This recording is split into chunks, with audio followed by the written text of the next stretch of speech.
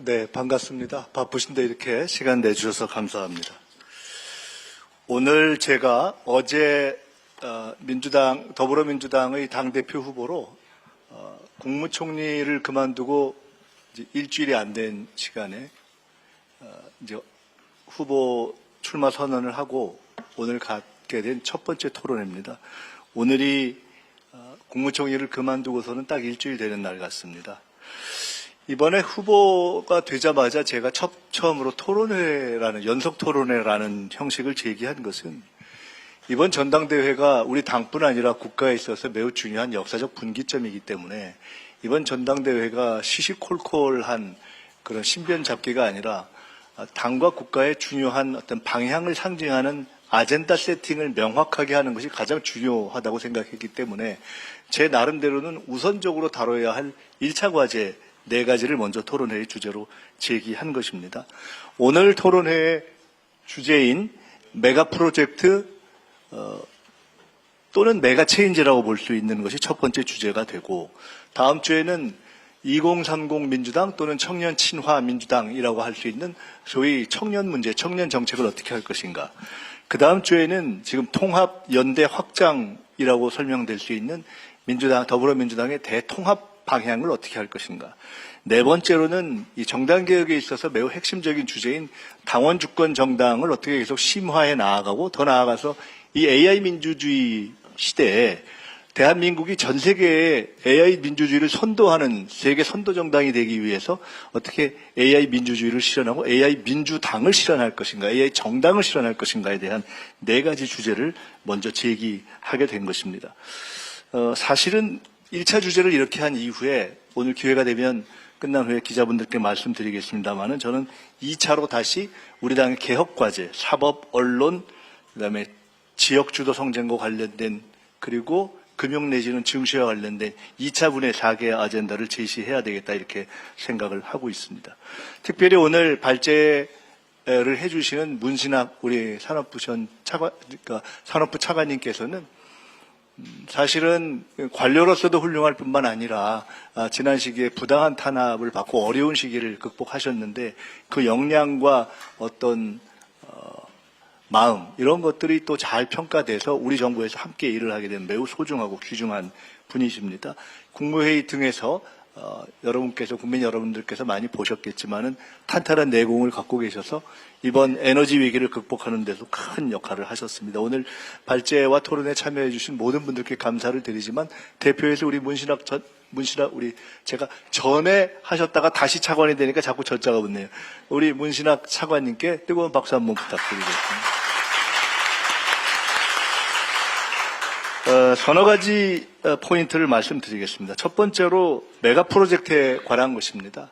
왜 메가 프로젝트를 첫 번째 아젠다로 삼았는가? 이것은 이 메가 프로젝트의 성공이 이제 임기 1년차를 맞이하고 4년을 남겨두고 있는 우리 이재명 국민주권정부의 문자 그대로 제1국가 과제이기 때문입니다. 이 메가 프로젝트의 성공은 대한민국이 앞으로 사느냐 죽느냐, 대한민국이 세계 선도국가로 도약하느냐 아니냐, 대한민국이 대체불가의 국가로 되느냐 안 되느냐를 결정하는, 저는 결정적 프로젝트라고 생각합니다. 그렇기 때문에 저는 이것이 정부가, 대통령님께서 스스로 기획과 이행을 다 챙기겠다고 말씀하신 것처럼 대통령님과 정부도 최대한의 전력 투구를 할 사업이고, 여당인 민주당도 당연히 최대한의 전력 투구를 해야 될 제1사업이다 하는 생각을 하고 있습니다. 일부에서는 이것이 호남만 중시하는 사업이 아니냐, 이런 식의 프레임을 제기하는 경우도 있지만, 이것은 오늘 설명되겠지만 서남권에서 시작해서 서남권, 충청권, 영남권으로 이어지는 대한민국의 거대한 산업지도의 재편의 새로운 재구축 작업이기 때문에 전국적 의미를 갖는 것이다. 두 번째로는 이 프로젝트 안에 반도체, AI, 피지컬 등등을 다 포함하기 때문에 그야말로 대체 불가의 첨단 산업국가로 한국이 변신하는 그러한 의미를 가지고 있다. 세 번째로는 며칠 전에 강훈식 실장께서 민주당의 의원 옥샵에 오셔서 지금 우리가 추진하고 있는 여러 가지 과제의 핵심 컨셉 중에 하나가 민관합동이다, 이렇게 설명하셨는데, 저는 민관합동과 당정협력의 새로운 모델을 만들어낼 수 있는 핵심 사업이라고 생각합니다. 제가 총리로서 후반부에 가장 역점을 기울였던 사업 중에 하나가 새만금의 현대차 지원입니다. 새만금의 현대차 지원은 명목상의 투자 액수는 9조 이렇게 시작하지만 사실은 그 실질적 의미는 100조 1000조를 넘는 저는 그런 의미를 갖게 되는 그러한 사업이다라고 생각하고 있습니다.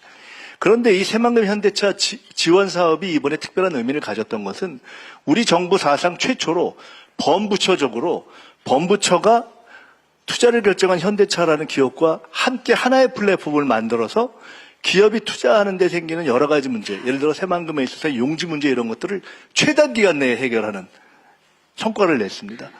대통령님도 이것을 최대한 속도를 내야 된다고 말씀하셨고, 그래서 제가 직접 ETF를 총실 산하에 만들어서 초고속으로 그 과제를 해결했고, 현대차의 경우도 이 투자를 활성화시키는데 여러 가지 어려움들을 극복하게 해주셔서 고맙다는 말씀을 하셨는데, 저는 이러한 모델이 앞으로 이 메가 프로젝트를 실현하는 데 있어서도 반드시 새로운 하나의 모델이 돼야 된다 이렇게 생각합니다.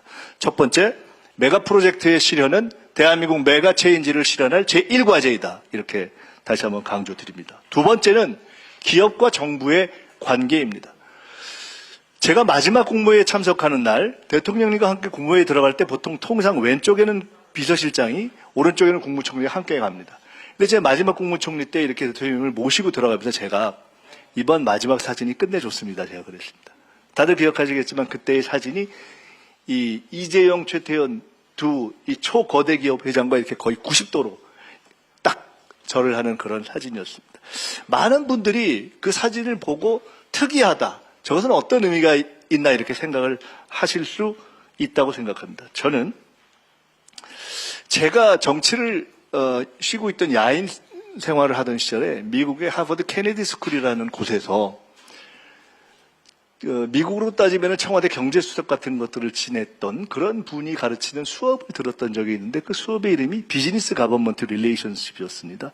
기업과 정부의 관계. 그게 한 20년 전에 들었던 수업인데 그때 저는 그 수업의 의미를 몰랐습니다. 그게 행정학 석사 과정이었는데 이런 수업을 왜 하지? 근데 제가 최근에 우리 정부가 들어서 총리가 된 이후에 기업과 정부의 관계를 어떻게 설정하고 만들어가는 것이야말로 그 나라가 선진국이냐 아니냐를 결정하는 핵심 척도구나 하는 것을 이해하게 됐습니다. 잘 아시겠지만은 우리나라는 산업화 과정에서 크게 이번에 대통령께서도 말씀하셨지만 박정희 대통령에 의한 산업화, 김대중 대통령에 의한 정보화, 그리고 이번에 이재명 대통령에 의한 새로운 어떤 혁신, 첨단화의 세 번의 큰 산을 넘는 과정을 거쳤습니다. 근데 초기에는 불가피하게 산업이 유치산업의 시기였기 때문에 독재적 방식이 불가피했습니다. 독재를 했던 나라들이 세계적으로 크게 두 가지로 나뉩니다. 무식한 독재자와 한 경우와 영특한 독재자가 한 경우. 독재가 무식하기까지 하면 그 나라는 부패만 하고 발전을 못합니다. 우리의 경우는 독재를 했지만 박정희 대통령이 가졌던 스마트함 때문에 우리는 산업화를 해냈던 것입니다. 그런데 그것이 갖고 있는 독재적 한계가 있기 때문에 김대중 대통령은 민주주의와 시장경제를 결합하는 것을 국가의 방향으로 제시했었습니다.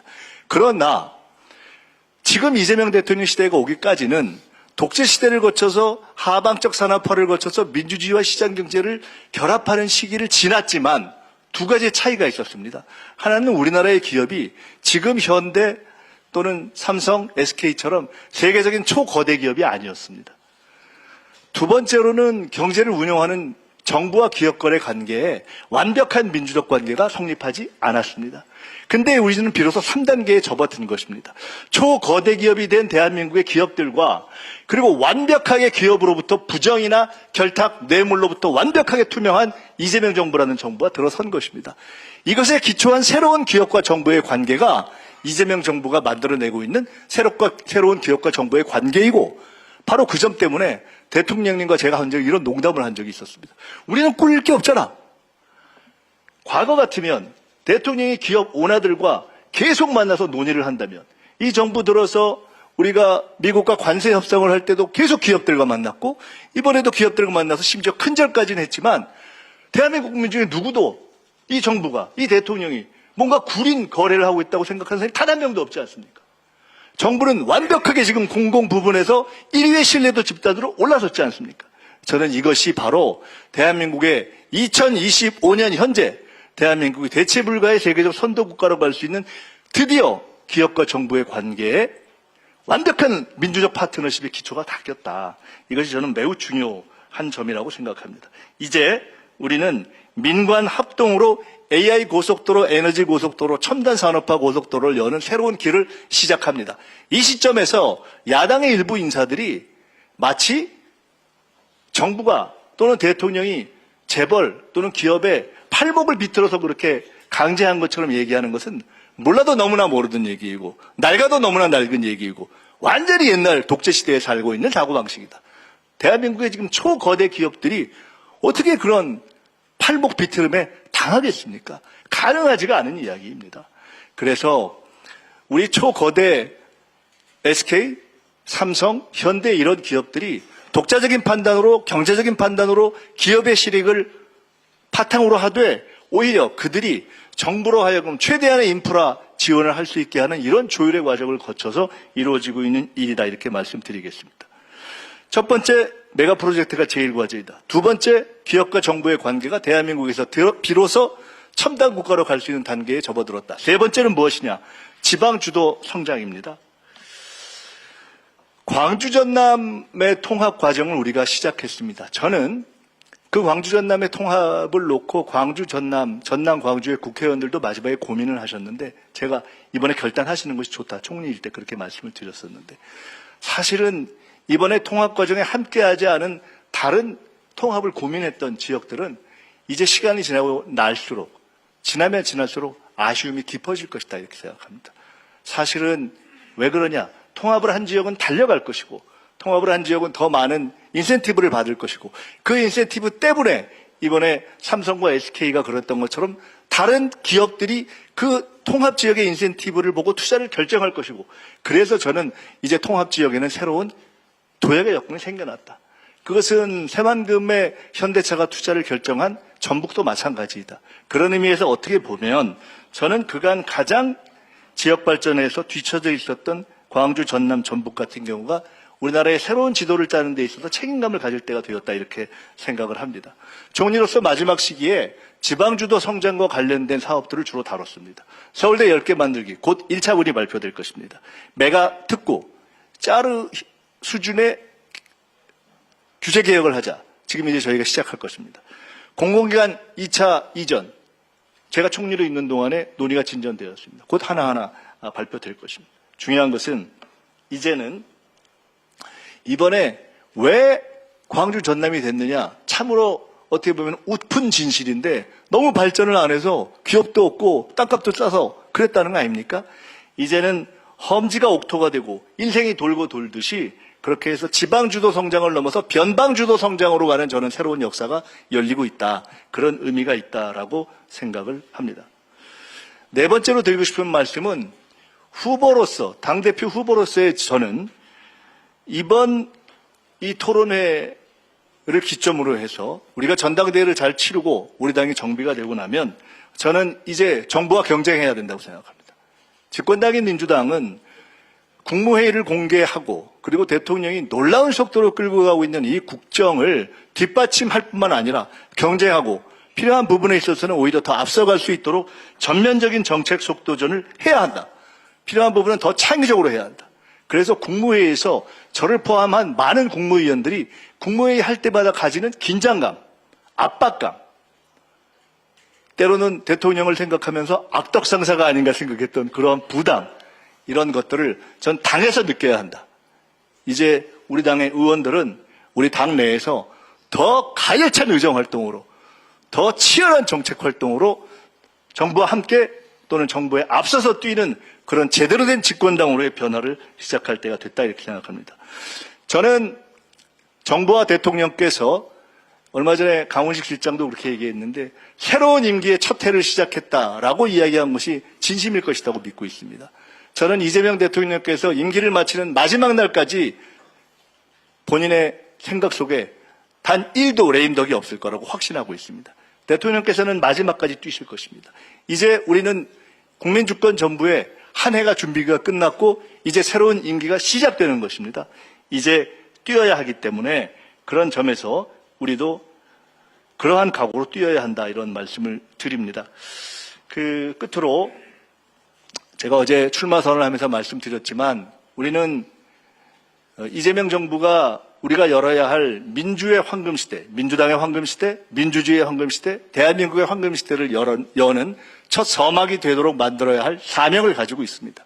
그런 사명을 가지고 있고 대통령의 리더십으로 많은 여건들이 형성되었는데 안타깝게도 지난 지방선거와 재보궐선거의 결과 약간의 이 걱정스러운 환경이 조성되었지만 그러나 우리는 그것을 극복하고 반드시 우리가 바라는 대체불가 대한민국으로의 길을 열어야 한다고 생각합니다. 저는 이번 전당대회가 우리 모두에 있어서 그런 결의를 다지는 자리가 되어야 한다고 생각하고 대통령님께서 메가 프로젝트를 직접 지휘하겠다고 말씀하신 것처럼 현 시기는 과도기이기 때문에 당의 정책위 의장께서 이 부분을 TF를 만들어서 맡고 계시지만 저는 우리가 전당대회를 치르고 나면 적어도 이 메가 프로젝트, 메가 체인지에 관해서는 당대표가 되는 분이 직접 책임을 맡고 당의 의원들 전체가 부분을 맡아서 뛰는 그런 당의 체제로 가야 한다. 그런 점에서 오늘 이 우리의 첫 토론회가 우리 모두의 결의를 재확인하는 그런 자리가 되어야 되겠다라고 생각하고 오늘 발제를 맡아주신 문신학 차관님께 다시 한번 감사드리고 참여해 주신 모든 분들께 감사드립니다. 고맙습니다.